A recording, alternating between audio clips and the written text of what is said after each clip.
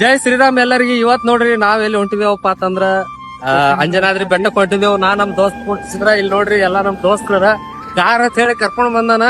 ಇಲ್ಲಿ ನೋಡಿದ್ರ ಟಮ್ ತಂದ್ ತರ್ಬೇನ, ಏನು ಮಾಡ್ಲಿಕ್ಕಾಗಲ್ಲ. ಬರ್ರಿ ಹೋಗೋಣತ್ತ. ಈಗ ನಾವ್ ಎಲ್ಲಿದ್ದೇವಪ್ಪ ಅಂತಂದ್ರ ಈಗ ಬಿಜಾಪುರ ಹೈವೇ ಒಳಗಿದ್ದೇವು. ಜಳಕಿ ಹೊಂಟಿದೇವು. ಹಾ ನಡ್ರಿ ಹೋಗು.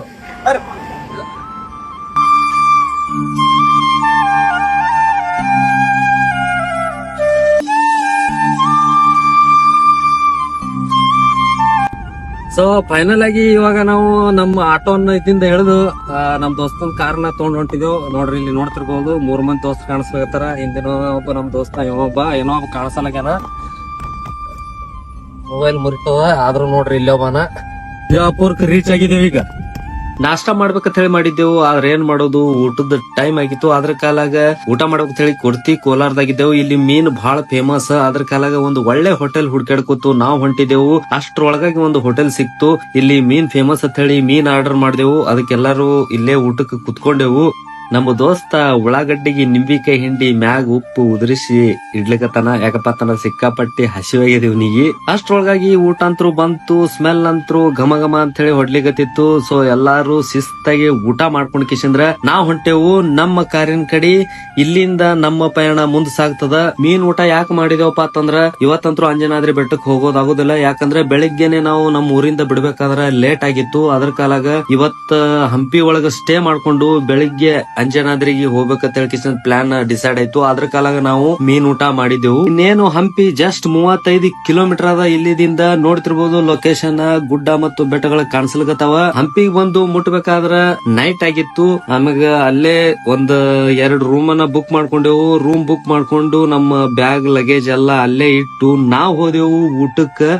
ಇಲ್ಲಿ ಊಟ ಅಷ್ಟೊಂದ್ ಏನ್ ಸರಿ ಇದ್ದಿತ್ಲಾ, ನಿಕ್ಕು ಹೊಲ್ಸ್ ಊಟ ಇತ್ತು. ಯಾಕಪ್ಪ ಅಂತಂದ್ರ ಇಂತ ಒಂದು ಪ್ರೇಕ್ಷಣೀಯ ಒಂದು ಪ್ರವಾಸಿಗರ ಸ್ಥಳದಾಗ ಇಂತ ಸ್ಕ್ಯಾಮ್ ಗಳು ಆತಿರ್ತಾವ. ಅದ್ರ ಕಾಲಾಗ ಸಿಕ್ಕಿದ ಶಿವಾನ ಮಾತ್ ಹೇಳ್ಕಿಸಂದ್ರ ಹೊಟ್ಟೆ ಸಿಕ್ಕಾಪಟ್ಟೆ ಹಸಿದಿತ್ತು. ಅಲ್ಲಿ ಇಲ್ಲಿ ಎಲ್ಲಿ ಹೋಗ್ಲಿಲ್ಲ. ಇದ್ದಂತ ಊಟಾನೇ ತಿನ್ಕೊಂಡು ರೂಮ್ನಾಗ ರೆಸ್ಟ್ ತಗೊಂಡೆವು. ಇವಾಗ ನೋಡ್ರಿ ನಾವ್ ಎಲ್ಲಿದ್ದೇವಪ್ಪ ಅಂತಂದ್ರ ಹಂಪಿಯ ವಿರೂಪಾಕ್ಷೇಶ್ವರ ದೇವಸ್ಥಾನದ ಎದುರುಗಡೆ ಇದ್ದೇವು. ಹಂಗೆ ಒಳಗಡೆ ಹೊಂಟ್ಬಿಟ್ಟೆವು. ಯಾಕಪ್ಪ ಅಂದ್ರ ದೇವರ ಒಂದು ದರ್ಶನ ಮಾಡ್ಕೋಬೇಕಂತ ಹೇಳಿ ಎಲ್ಲಾ ನಾವ್ ದೋಸ್ತರು ಕೂಡಿ ಒಳಗ್ ಹೋದೆವು. ನೋಡ್ರಿ ಒಳಂಗಣ ಹಿಂಗದ ದೇವಸ್ಥಾನದ ಒಳಗಡೆ. ಹಂಪಿ ಒಳಗ ಈ ತರ ಅದ.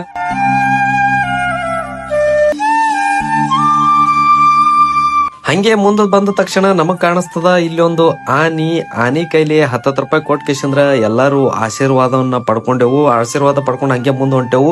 ಇಲ್ಲಿ ಪಾತಾಳೇಶ್ವರ ಕಿಶಂದ್ರ ಸ್ವಲ್ಪ ಗುಹೆ ಒಳಗ ಒಂದು ಲಿಂಗ ಸ್ಥಾಪನಾ ಮಾಡ್ಯಾರ. ಅದು ನೋಡ್ಕೊಂಡು ಇಲ್ಲಿ ಮುಂದ್ ಬಂದೆವು. ಕಲ್ಲಿನ ಕಂಬ ಸೌಂಡ್ ಮಾಡ್ತದ ಕಿಶಂದ್ರ ಸೌಂಡ್ ಸ್ವಲ್ಪ ಚೆಕ್ ಮಾಡ್ಕೊಂಡು ಹಂಗೆ ಮುಂದ್ ಹೋದೆವು. ಫೈನಲ್ ಆಗಿ ಇವಾಗ ನಮ್ಮ ಕಣ್ಣು ಮುಂದದ ವಿರೂಪಾಕ್ಷೇಶ್ವರ ಸ್ವಾಮಿಯ ಒಂದು ಮೇನ್ ಗುಡಿ. ದೇವರದೊಂದು ವಿಡಿಯೋ ಮಾಡ್ಲಕ್ಕ ಪರ್ಮಿಷನ್ ಇಲ್ಲ. ಇಲ್ಲಿ ಹಂಪಿ ಒಳಗ ಒಂದು ವಿಶೇಷ ಅದ. ಏನಪ್ಪಾ ಅಂದ್ರ ಈ ಕಿಂಡಿ ಒಳಗ ದೇವಸ್ಥಾನದ ಒಂದು ಗೋಪುರ ಶಿಖರ ಕಾಣಿಸ್ತದ. ಆದ್ರ ಅದ್ರ ನೆರಳ ಇಲ್ಲಿ ಉಲ್ಟಾಗಿ ಕಾಣಿಸ್ತದ ನಮ್ಗ. ಇಲ್ಲಿ ನೋಡ್ರಿ ನಮ್ ದೋಸ್ತ ಆ ನೆರಳ ಏನ್ ಬಿದ್ದದಲ್ಲ ಅದ್ರ ಸೂರ್ಯನ ಒಂದು ಕಿರಣ ಅದಕ್ಕ ನೇರವಾಗಿ ನಡ್ಕೊಂಡು ಹೋಗ್ತೀವಿ. ಆದ್ರ ನಮ್ಮ ನೆರಳು ಮಾತ್ರ ನೇರವಾಗಿ ಕಾಣಿಸ್ತದ. ಆದ್ರ ಆ ಗುಡಿಯ ಶಿಖರ ಮಾತ್ರ ಉಲ್ಟಾಗಿ ಕಾಣಿಸ್ತದ.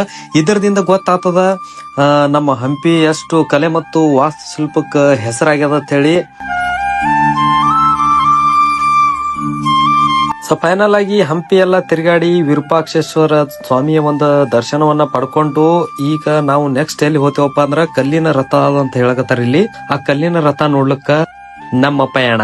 ಬರ್ರಿ ನಮ್ಮ ನಡೆ ಹಂಪಿಯ ಕಲ್ಲಿನ ರಥದ ಕಡೆ ಬರ್ರಿ ಹೋಗೋಣ.